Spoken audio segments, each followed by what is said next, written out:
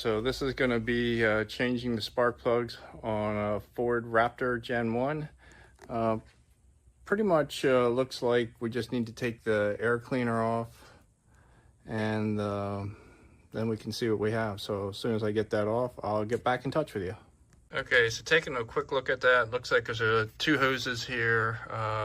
We'll take probably the hose clamp off here, and we'll remove the hose on the side there, and then in the back we'll take that off, and then that should give us access to the spark plug. So give me a minute and we'll see where we can go with this.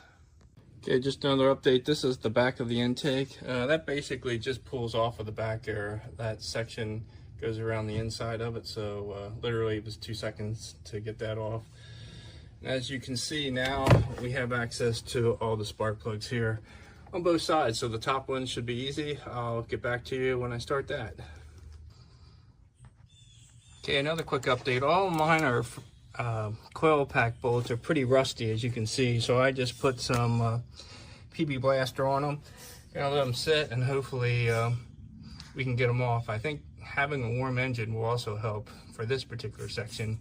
Not sure if it would be a great idea moving forward, but we're doing it with a warm one, so we'll see how it goes.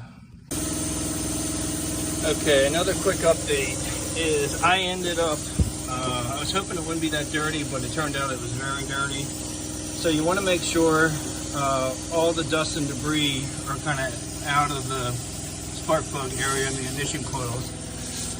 And I ended up having a lot of pine straw, dirt, and even a wasp nest back here on this one. You can see that the wasp nest is still on there. So I used my vacuum and my air compressor gun just to spray it out in preparations for the ignition coil and spark plug removers. Okay, so this is how the bottom of the ignition coil comes. So there's a spring, the small resistor in there, and then the bottom of the boot. So with your existing one, you just twist it and pull it off, kind of like I did here.